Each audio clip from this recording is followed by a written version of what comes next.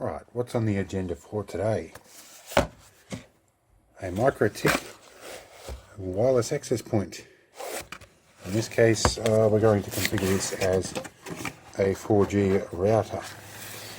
Now, some of you may or may not know, I worked for an Armed Forces Museum, and because it's on an airfield, we can't get fixed wireless internet. And since the ABN is coming through, our phone may or may not work forever, but we can't get NBN out there. So we're still on ADSL2. We're paying a rather exorbitant amount of money for something like 20 gig a month. It's very little data, although considering you're not out there all week, it doesn't always cause too much of a problem. But anyway, this little unit comes with what I believe is a mini PCI Express LTE board. Now we have various other mounting brackets here. Some pole clamp, some zip ties. This looks like a DC power plug. What else have we got? A little stand for desktop mounting. We have a power supply, which is 24 volt. We have a passive power injector. Pretty handy. And we have a heatsink block for the LTE card. Some wall mount screws and brackets. What else have we got? Oh yeah, a fancy little Torx tamper-proof Allen key with the Torx tamper-proof screw for tamper-proof locking. And this piece, which I think in the last 3 or 4 of these I've installed. I don't know what that was for. Also the mounting guide with holes and a instruction manual. Okay.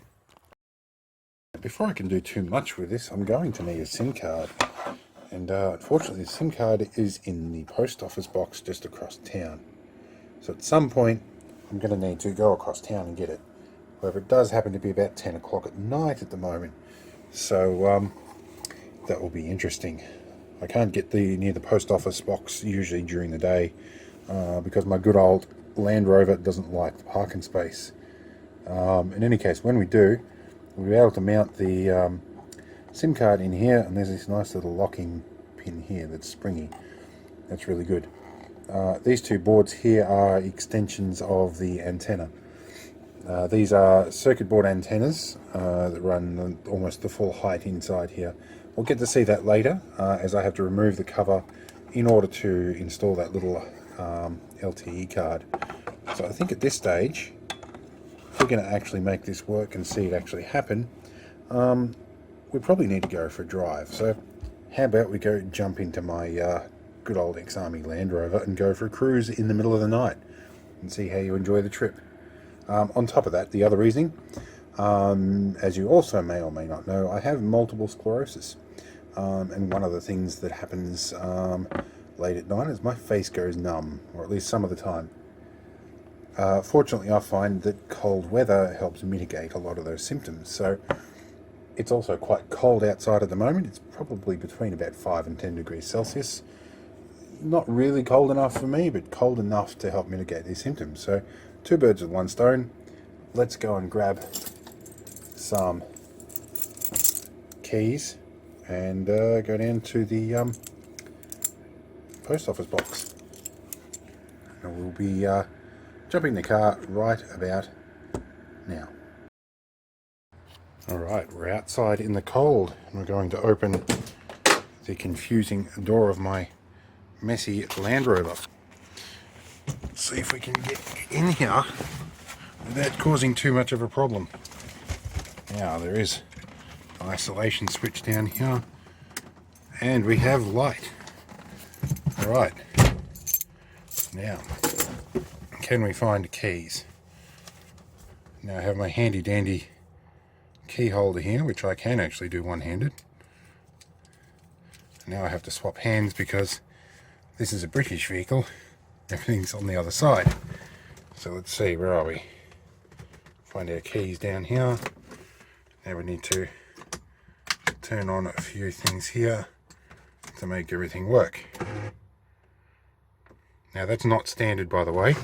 That's something I've added. Now glow plug should be up to temp. See how we go. Sounds good. Alright, we should have some lights here somewhere. Woeful lights. And let's see if our high beams are enabled. Oh, okay, they work. Alright, let's get settled before we take off.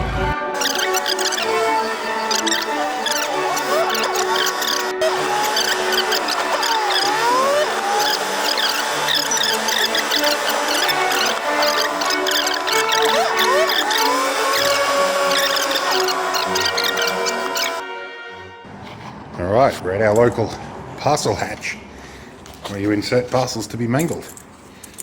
Now, I need to find our post office box number. It's here somewhere. I think I'm going down in numbers.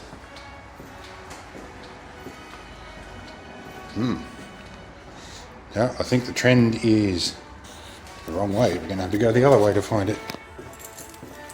Where are we?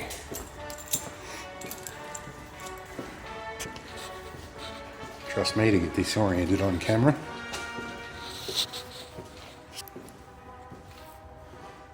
I'm going to have to go for another walk. Alright, well that was all for nothing. I brought the wrong key. So, yeah. Have to go back home again. Well, I guess we get to go for another drive.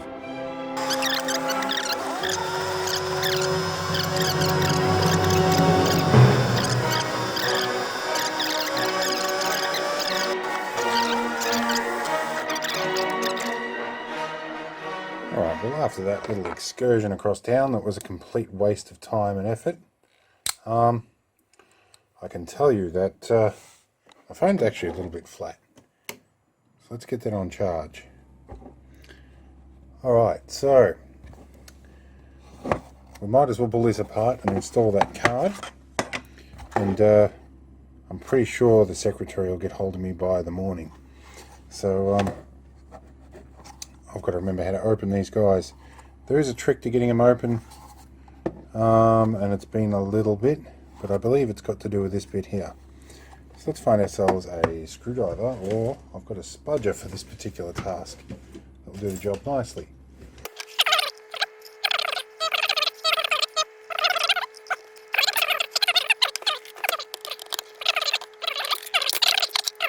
Let's have a good look in this board now.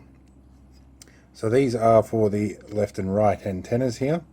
They're little, I think they're MS485 connectors off the top of my head. They could be something a smidgen smaller, but a fairly basic board. And these are two PCB type antennas here. You can see the combination there. Yep. It's definitely too late to be doing this stuff. I'm yawning, but I'm going to do it anyway. So we need our little thermal pad for LTE card. Means we probably need the LTE card to fit onto that pad, because you know the pad card, which comes first, the pad or the card? Interesting. So this is all in bubble wrap and double insulated stuff. I get these from a mob called City Technology, and they're really, really good. You should have a chat to Davin down there if you happen to get down that way. Now this is our LTE card. There is another screw. And luckily I didn't lose the first one, so let's go and get my little handy dandy thing. This is a set of screwdriver bits that I built into a kit to go with my Victorinox pocket knife, and it's all magnetic until you open it upside down. So let's snipper this back together. It has magnets on the base for holding screws. And before you get too concerned, this is all solid state stuff. There's no magnetically sensitive data in here.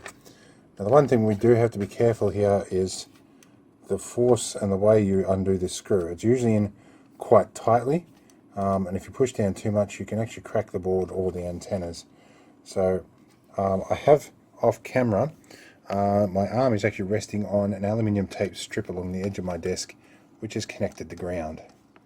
So that enables me to get a little bit of purchase on this, whilst I'm actually physically touching the back of the board, which is normally not recommended for these kind of static sensitive arrangements. So here, I've got that screw removed. I'm going to slot the LTE card in here. Where are we? That should just slot in. That's good. Oh, there are actually 2 screws. I am super smart. And actually, if I've got another screw, let's pick that up with my magnet. Luckily, the screws are still steel and not aluminium. I think there might be some Loctite compound or something in these screws. They are done up to a fairly high degree. Let's have a close look at one on the camera here. Well, I don't see any signs of Loctite, so maybe I just don't know what I'm doing. Alright, let's get this card in here gently. And it's a Huawei card, so pretty sure that's going to divide everybody on how we pronounce that. I really haven't heard a consistent pronunciation of it since I learnt the name myself. But one thing we can be sure, it's using Huawei, so it's going to have government spyware in there from China. Or at least that's what everybody else seems to think. Let's get this LTE card installed. Now, it's crucial to note that if you don't hook up the antennas, the LTE card really doesn't do very well. So I'll get this card installed in here, and we'll take off one of these things. And they are identical antennas, ergo it shouldn't matter which way around you connect these guys. Because it's a dual diversity, I believe, is the word. Let's push this down with only very gentle force. These can be stiff little connectors, but they are also very easy to damage. So I'm just using my fingertip rather than any kind of tool, because I have a little bit more sensitivity. Let's get this thing off the top here. Here we go. I'm just putting it down at a slight angle to try and locate it, and then I'm centering it before I apply the force. But again, these can be tricky. I have no doubt there is probably a certified tool for this particular job, but so I don't want to break anything. I'm just being gentle. I think I'm over the... There we go, there's that click. Appears to be on now. Okay, and there's our 2 antennas connected. Alright, and now we will gently this time slide everything back in again. One of the things too, they usually use a little bit of what appears to be hot glue on the end here, and they must put it back in while it's hot, because this occasionally adheres to the side of the case on the inside, leading to the scenario we had before, where you put a little bit of force on here and then it suddenly lets go and everything comes shooting out. Anyway, and I forgot one crucial thing, crucial thing. Before I do that up, this is the thermal pad. That's a stick-on thermal pad that creates a bit of heat sinking ability, and it's a very squishy kind of weird thermal pad. I'm not quite sure how this is meant to work. So it's adhesive, so I'll peel off some of the adhesive here and we stick it pretty much straight on top of this whole unit here. Could be just a heat spreader pad perhaps. I'm going to peel this off the top, this extra layer of plastic, just purely because I think that will probably inhibit its ability to dissipate heat. So there is our heat pad on there. Let's put all this back together. Now we have one more screw to go in here, so hopefully we can screw this up, or not. I forget how that works. Alright, so that is good. Our LTE card's in. We don't have a SIM card yet, so that's that bit for now. So the rest, I'm going to put the cover on for the moment, and I'm going to put the rest on until I can get hold of that SIM card, because we can't do much without it. Alright, we'll We'll see you back with the SIM card, and I'm going to pick this video up once I get it. So right about now. Okay then, we have a SIM card after all that rigmarole. I was told I had the right key. Well, anyway, we got here in the end anyhow. So let's peel this open. And oh, this is just never going to go simple, is it? Alright, so what do we have in here? Alright, well, let's just not display the sensitive information that's in here. Right, here is a SIM card. I'm just going to cover up the barcodes on this for a bit. Now I need to snap this out of the material here. Sorry about the partial view, guys. And this one's a mini micro everything in an adapter, and it's going to pop out of the adapter. I don't think I've done quite a few of these, having worked for a comms company for a bit. I don't think I've had one yet that doesn't come out of this little adapter whilst trying to get it out of here. Alright, so we'll put all this back together. Where are we? Put all this back in there. Alright. I think it's almost in position. I'll have to push that in properly in a second, but we have our SIM card. Right, so we're back to inserting the SIM card, which luckily we don't have to dismantle it for. Now let's have a look here. There is a diagram here that indicates the way we should do it. Let's see if I can see that with the correct light here. There we go. So the corner needs to be facing that way. Well, there's only one way that could be. So let's see if I can get this in here in a way that you guys can see it going in. So I think it's got to go that way in. That would appear to be the case.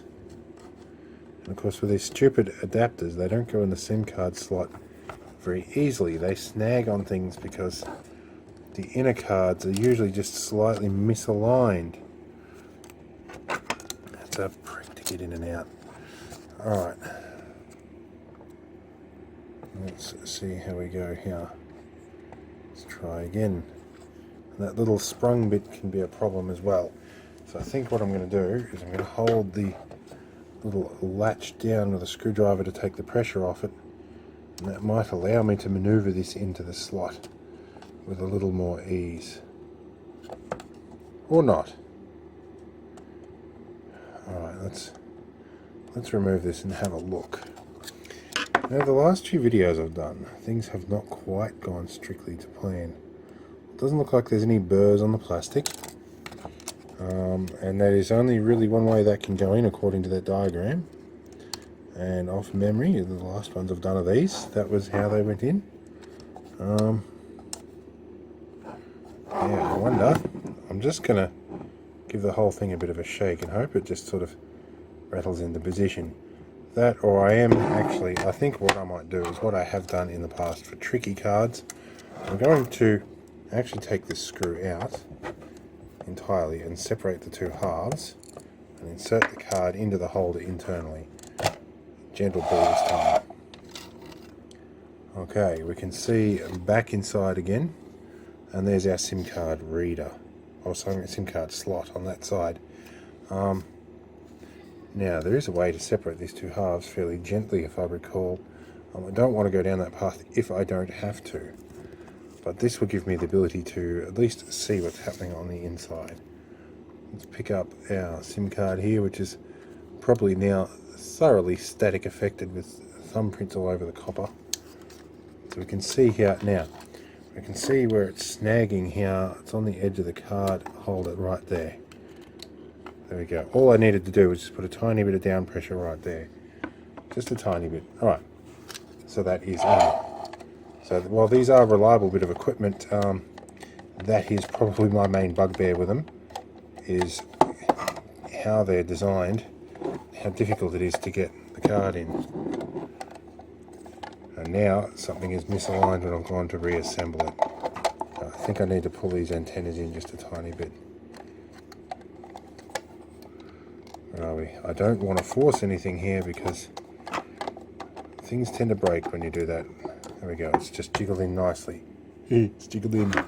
Okay, so let's get our screw back in, and it'll be time to assemble all the other equipment. So let's clear the desk and pull the other stuff out. Alright, there is a 24 volt adapter here. However, I have run these on 12 volts DC, and as low as about 9 and 10 volts. Makes them particularly handy to use on solar systems that will handle the voltage fluctuation. Here is a passive power injector that came with it. So let's get our power injector happening here. Alright. So I think I can connect the power injector direct to the unit, and I'll hook a connection up from my desk to that, which is off to the side here. It's one I prepared earlier, and this is on a pass-through port, which will allow me to connect to the device. I also have a nice little desk stand, which in this case I will be using until we get a pole mount, considering it'll be 2 stories up, and so yeah, we'll have to put a J-pole or something up at a later date. So let's get 24 volts happening here. Let's see if it blows up my network switch.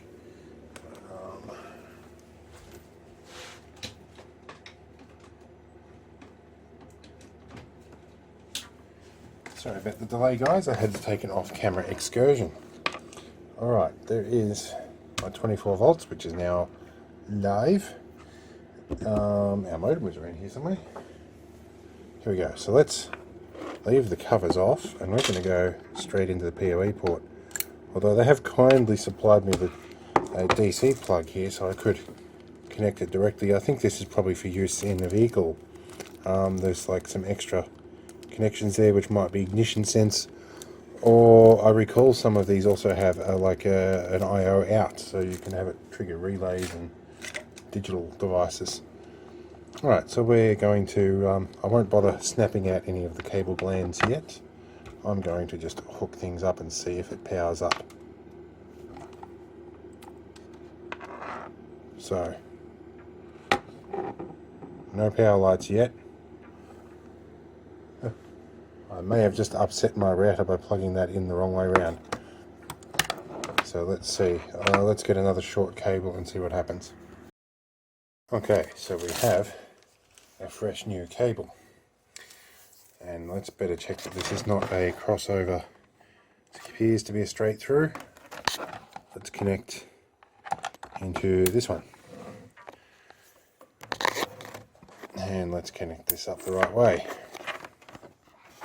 So now we're going from that end of the power injector, which I seem to recall is correct. And of course we now have some lights. Alright, so I'm going to take this power injector, I'm going to take it off out of the way and plug it into my uplink port. Problem with these things is we have springy cable, so it's not going to sit in the camera. So we're going to take a little bit of this blue tack material and stick it down so we can see exactly what's happening. Alright, let's go up to uplink port, which I think is probably number 2, the red one. Alright, come on, out you come. Alright, well, the uplink port has lit up, and we can see here we have network traffic. Alright, let's get ourselves set up with some kind of view of the screen. Alright, well, while I did look up the default IP, that doesn't seem to have been the case in this situation, but I found a way I can do it. It is coming up with the Microtik Wi-Fi access point, and it's open. So I vote we just connect to this, and then I'll pull up a command line and check what the IP config is. Alright, we're up in a command line. Let's see what our IP config is. Alright, so it looks like we're going to be 192.168.88.254. So the gateway is .1. So let's jump into that in a browser after I change from my own settings, which It's descended from Telstra's way of doing things. Anyway, I'm going to change my gateway settings and everything and jump straight into that. Alright, so I have manually assigned the IP settings for my wired connection. Now it's important, a lot of you are going to ask, why can't I do that over the wireless LAN? Well, I can, but I'm going to change the Wi-Fi settings, and that invariably screws up what I'm doing. So I'm going to do it over the wired connection. So the time has come to disconnect from the Wi-Fi, and then we will be, we'll be going to our gateway address through a web browser. Alright, and we're in, and it's got some details going on here and some signal strength. I think I need to go and activate that SIM card now before I can see LTE, and I need to know what all my operator and my PIN and APN info is. So I'm going to go and activate this card and do a few settings, and then we'll be back. Alright, well, it's the next morning. Well, actually the next afternoon, and it's even dark because it's winter here and it gets dark about 6 at night. Our LTE interface is now up and running, and that would mean that it's probably registered with the network. Let's go and have a look down here, and registration status says registered. It's okay, and full functionality.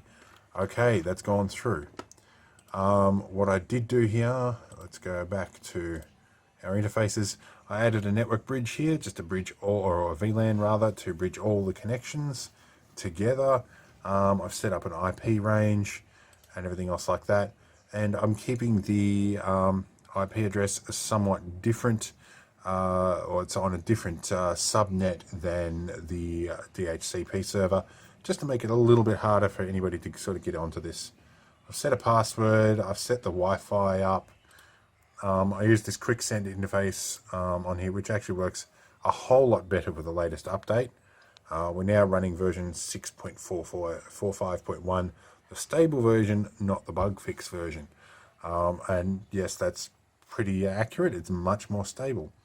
So let's go and reassemble this thing, and I've got a date in a couple of days out at the museum to go and install this. And I'll probably have to do some dicking around with IPs again, because I don't remember what IP range I used, and it's just timed out, but that's all right.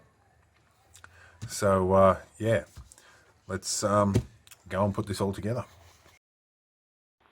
Alright guys, well, I've got my desk in the corner of the museum up here, and that's the rack we're going to put this new modem into when we get the lighting right. So we've got an old IINet Budget 2 light, or whatever you call it, Buddy light. It's doing ADSL2, but out this window we have a good view back towards the town and the nearest mobile tower, so 4G might work. So I need to get this open and start getting stuff installed. Alright, so the first call of duty is I'm going to pull out the cable in the WAN port, which that just goes back to a number on the patch panel, number 23. We're not going to use that. We're going to go straight into the power injector, like so. Alright, and then we'll get our cable connected. This is a pretty simple process. We connect our cable, and now I need to dig around without holding onto the camera and plug in the 24 volt PoE into the UPS. Alright, 24 volt pack has had to go into this because I need to do some cable management in here. I can't find the original power pack that went with the modem, and I think I may have tapped it off one of the DVR power supply lines. So yeah, until I get this managed, I'm just going to run straight off the wall there. In the meantime, I have disconnected the phone line, so no more ADSL. The power injector is in, and our modem is up and running. So now I need to log into the management interface and probably water these plants. Alright, so here goes a speed test. Now, unfortunately, I don't have any test results from the previous one because it was so slow that speed test would simply time out, which I haven't seen happen anywhere else. And you notice there's no ads on the speed test coming up. That's because I've set this modem to use an ad blocking DNS. so we don't get ads anywhere in the museum. So 20 megabit down's nice. What's it going to give me in the upload? Still quite respectable over the previous, considering our upload previously was 300 megabit, oh, sorry, 0.3 megabit, and our download was about 1.2 megabit at the best. That's significantly faster, and probably faster than NBN in town, to be honest. So that's pretty good. Well, the next job, now that I've successfully upgraded the internet, will be to clean up all this cabling. But I'll do that off camera. We're going to call it quits, and I hope you enjoyed it. It's a quick and simple video.